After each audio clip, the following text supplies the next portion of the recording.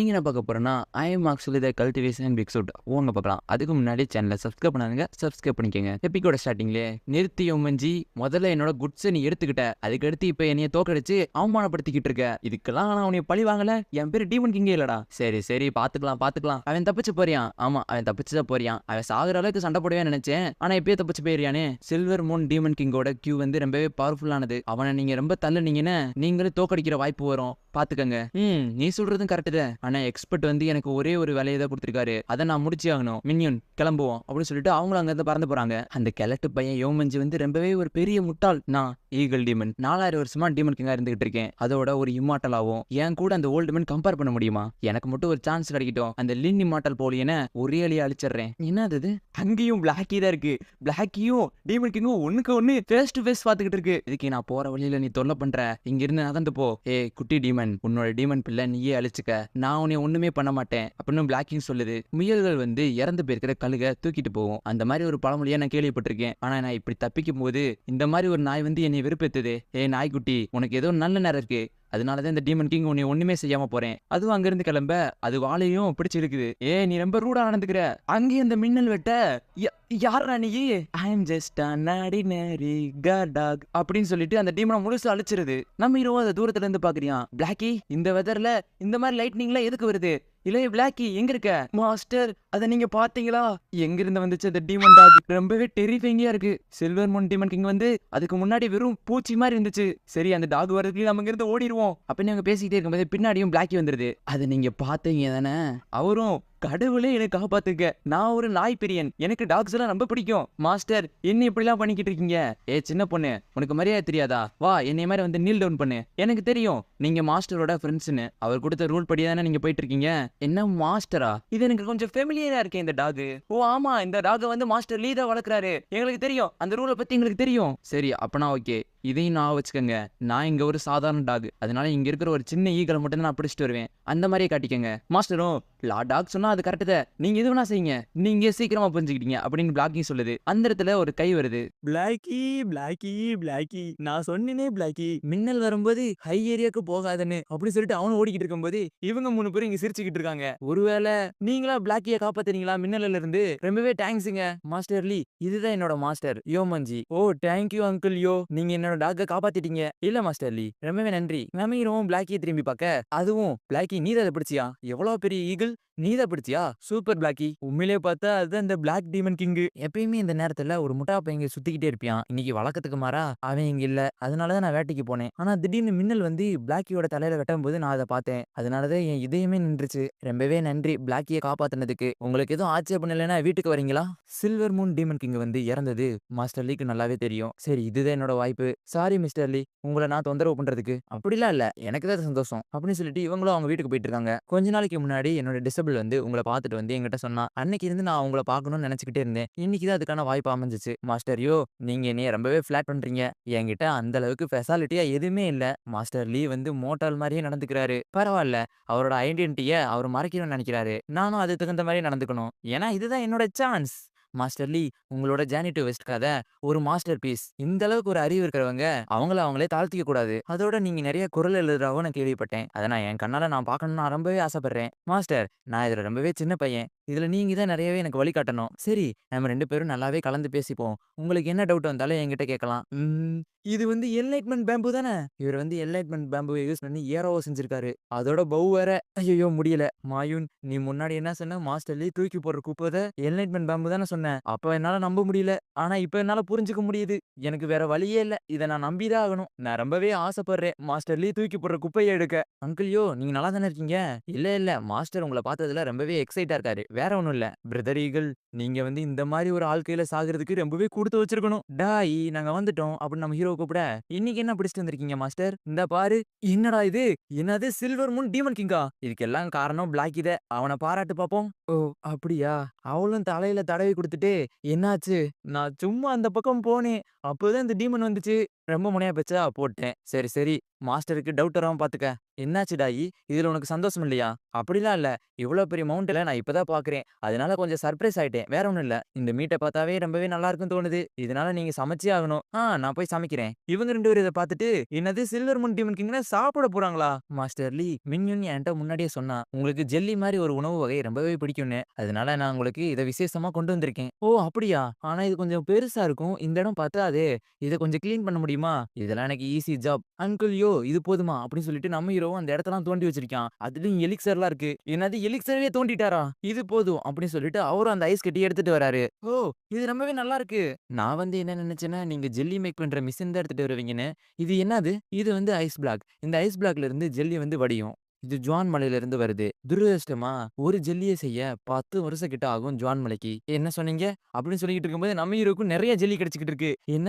Jelly தான் நெறைய வெளிய வருதா? நீ ரொம்ப மோசமானவன் ஜுவான் ஐஸ். ஏன்னா, நான் 1000 வருஷமா உன்னை லிக் பண்ணிக்கிட்டு இருந்திருக்கேன். ஆனா இதுவரைக்கும் எனக்கு ஒரு சொட்டு ஜெல்லி மட்டும் தான் எனக்கு குடுத்துருக்க. ஆனா இப்ப மாஸ்டர பார்த்தவுடனே இவ்ளா குடுக்குறீல? அங்கிள் யோ! நீங்க பிளாக்கிய காப்பாத்துனீங்க.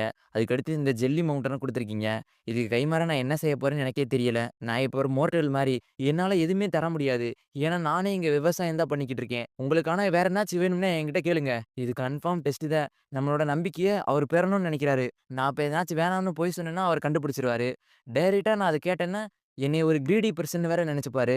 நான் இப்ப என்ன பண்ணேன்? நான் இதுல கேர்ஃபுல்லா இருக்கணும். ஏன்னா, என்னோட சான்ஸ் வேற மிஸ் பண்ணிறக்கூடாது. இதுக்கு நான் எப்படி ஆன்ஸர் பண்ணேன்?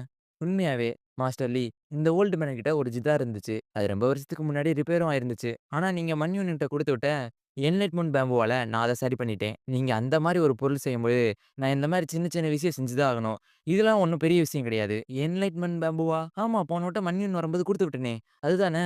ஆனா இந்த ஜெல்லி மவுண்டனுக்கு அந்த ஒரு பிளாக்க வச்சே நான் வாங்கிட்டேனா? எனக்கே இது சங்கட்டமா இருக்கே! அப்படின்னு நம்ம ஹீரோவும் நெனச்சுக்கிட்டு இருக்கான். மாஸ்டர் லீக்கு தூய்மையான இதயம் இருக்கு. சரி, அப்பன்னா இந்த ஓல்டு மேன் வந்து நேரடியா விஷயத்துக்கு வந்துடுறேன். சரி சொல்லுங்க. உங்களுக்கு என்ன வேணும்? ஜோகவும், நீங்க காமிங்க எனக்கான வழிய. என்ன மாஸ்டர் இப்படி கேட்டுட்டாரு? மாஸ்டர் லீ கிட்ட எப்படி அவர என்லைட்மென்ட் அடையணும்னு கேட்டாரு. இப்படி ஒருத்தர்கிட்ட இம்மார்டல் வழிய கேட்டா, மாஸ்டர் லீ என்ன பண்ணுவாரு? சரி வாங்க போவோம் அப்படின்னு சொல்லிட்டு நம்ம ஹீரோவ கூட்டு போறான். இது ரொம்பவே ஹேப்பியா இருக்கு. ஏன்னா பல வருஷம் ஆச்சு இந்த மாரி ஒண்ணா உட்காந்து ஜிதார் வாச்சு. என்னது? என்னைய அப்படி பார்க்காதீங்க. ஏன்னா எனக்கே ஜிதார் வாசிக்க கொஞ்சம் தான் தெரியும். இதத்த காமிக்கணும்னு நெனச்சாரா? அப்படின்னு மன்னியும் சோகமாக, ஓ! ஜிதார் வாசிக்க போறோமா? அது ரொம்பவே நல்லா இருக்குமே! மாஸ்டர் லீ இதுலயும் திறமையா இருப்பாருன்னு நான் நெனச்சு கூட பார்க்கல.